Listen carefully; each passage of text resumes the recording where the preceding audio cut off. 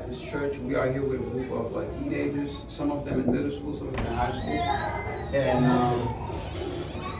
I want to make sure that they understand their community, how certain things work in the community when it comes to middle school, when it comes to high school, so they can be high achievers, and so on. So to those of you guys who are in middle school, I don't know if you had a good start. How many people had a good start in middle school? Good. Okay.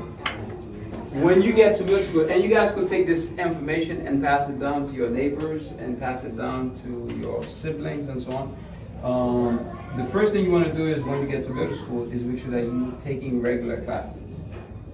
Okay? If they put you in intensive, you need to make sure you get out quick. And I'm going to explain why. The reason why you need to get out of the intensive track and get to the regular track or advanced is for one of the reasons. For example, for students, I know there's a friend of mine, or a cousin of mine, who's in 7th grade and who's already taken Algebra 1. Why that's important? I'll tell you why that's important. It's important because if you're in 7th grade and you're taking Algebra 1, here's what's a lie in front of you. What's a lie in front of you is the fact that by 8th grade, if you pass your Algebra 1 class, by 8th grade you're going to be taking geometry, if the school offers it. And by 9th grade you should be taking Algebra 2. And by 10th grade, it's either based on your score from Algebra 2, you could either take in pre-calculus or calculus. And that's powerful because by the grade 10, you set. Because at 11th grade, now you could start doing dual enrollment with a community college. Where as you in high school, you also attending a community college. And it's free. And you don't even have to pay for these courses. So that's the reason why you want to get out of the intensive track while you're in middle school, be in the advanced track, and so on. But let me also talk, and also one thing I want to reiterate on the, for all the middle school students, your circle of influence, it has to be powerful. What do I mean it has to be powerful? You got to watch out who you hang out with. Also, you got to hang out with the wrong people. The people who bullying people and so on and stuff like that, and that's who you hang out with. And you got to change your circle of influence where you need to make sure that you ride with people that's going to lift you up, build you up. You guys remember the story between the eagles and the what? Somebody said chicken. Which one fly higher? Anybody? The eagle. Huh? Eagle. You will never see an eagle hanging out with a chicken. So therefore, as middle schoolers, you don't want to be around people who's not going anywhere with their life, and so on. You want to make sure you surround yourself with greatness. Before I go to the high school, talking to the high schoolers, any questions from the middle schoolers? Yes. Okay, when you say if you're taking the intensive path right now, what do you mean you shouldn't take that path? Because I still don't understand. What's your point? What I'm saying is that if you're in 6th grade, you need to get out quick. If you're in 7th grade, you need to get out quick. Even if you're in 8th grade, you need to get out quick. What do I mean by getting out quick? I'm talking about where if you take an intensive reading, there's a reason why you take this because you're low. So therefore, you need to read more, do more research. Oh, when I'm thinking of intensive, I wasn't thinking of intensive reading classes and stuff like that. I was thinking advanced. That's what I was thinking of, but it's totally different. Never mind. Okay, so that was it. All right. Yeah, because I was getting confused. But I'm okay now. Not a problem. Thank you so much for the question. Any other questions before we talk to the high schoolers? Okay, for the high school, those of you guys who's in high school, where's the high schoolers? Okay, good. A lot of high schoolers. One thing that we want to do with the high schoolers is the fact that as soon as you get in high school, or as you're already in high school, you got to have an aspiration. Do you guys know what that means, aspiration? Do you guys know what is aspiration? Something to keep you going. Aspiration is basically, what you want to be. Basically, 10 years from now, where do you see yourself? an occupational therapist making big money. Okay, that's this guy. Let me ask somebody else. Who want to volunteer? 10 years from now, what do you see yourself? Yes, sir. Neurologist. Huh? Neurologist. Neurologist. All right. Yes. Neuropsychiatrist. My God. Okay, amazing. So, let's try to keep it down. Push the door. So,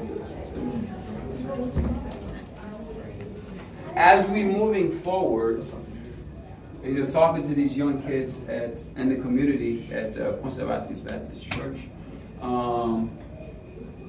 aspiration is very important because that's what's going to drive you. That's what's going to push you forward. Because there will be days where you feel like skipping classes. There will be days that you be like, no, I don't want to do this homework. I don't want to do this. I don't want to do that. But it's your aspiration that's going to push you to the limit to say you got to get up. You got to stop skipping. You got to do positive things. So that's the first thing. If you're in high school right now, you don't have an aspiration, you don't know what you want to be, you need to get it first. I mean, you can go to the library. They have like some of the system, like some like workouts, paper sheets where you fill it out, and basically it will tell you like are you leaning more towards science, more towards reading, and they could just tell you what should be your career path if you don't know what you want. Yeah. Another thing that's very important for high school students is the GPA. Why is it important? Two reasons why it's important. Number one, for graduation. You guys know what's the GPA requirement to graduate? 2.0. It's 2.0 from the state. From the state, it's 2.0. But that's what the state requires. That's for you to get a high school diploma and basically you could go learn a trade with it. But those of you guys who's thinking about university-wise, college-wise, how many of you guys planning on going to university? Okay, good. And there's nothing wrong with going to a vocational school if that's the path, because there are some people, they work better with their hands. They're not a book person, and we understand that. But if you want to go to a top university, 2.0 is not going to get you there. 3.5. Some universities require 3.0, some of them require 3.5, and so on. The only ones who probably will require like 2.5 or 2.3 is the ones that's very low. So basically, automatically your GPA is wrong. Basically, you start limiting which school you can apply, and that's dangerous. And another thing that's important besides GPA, community hours. You got to give back to your community. And do you guys know what's the number that you need? 40 hours. You need 40 hours of community service. 205. And I believe, I don't even remember the exact number, but there's a quantity of numbers, okay, that you reach, and whenever you reach it, they will give you a silver cord or like during the scholarship. Yeah, and scholarship too. Excellent. I'm glad that you guys already know all these things. And not only that, and I was talking to the middle school levels about dual enrollment. If you are, like for example, I was talking to this young lady. She's about to graduate this year. Well, this summer she's about to graduate. And I was telling her that her graduation year should have been next year, but she's just going to graduate early so she can just be on her way to college. But my suggestion to her was like, unless you're moving out of state to a big time university, you could use the system to pay for your school. You don't necessarily have to graduate early, because once you graduate early, that means that automatically you go to BC, you have to start paying for school. If you plan to go on BC, don't graduate yet if your time is not up. Because one thing you could do is do dual enrollment, meaning that the state is willing to pay BC for you while you're still in high school, but you're still taking college classes. It's basically that you flip the system around where the system is paying for you and your parents ain't got to pay for that. Because the semester might cost you like $2,000 to $3,000 at BC and so on. And one thing we want to also talk about is your college application and also financial aid. You cannot be in 10th grade and you have not start thinking about which college you want to go to, which university you want to go to. By 11th grade, you should already start sending your college application and so on.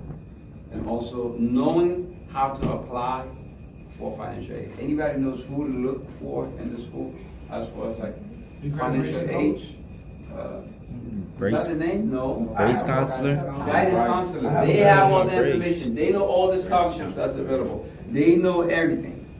And this is where And that's the route that I want you guys to do. But thank you guys. Any questions before I conclude? If you have a question, ask. Okay, nobody has a question. But anyway, these are all the information I wanted to share with you guys. And you know, those of you guys who are in middle school, those of you guys who are in high school, how you could embrace these values, these principles that I give you, and so therefore you can be successful. So you could be college ready and career ready, because that's what they're looking for, the 21st century students. Thank you. Appreciate it.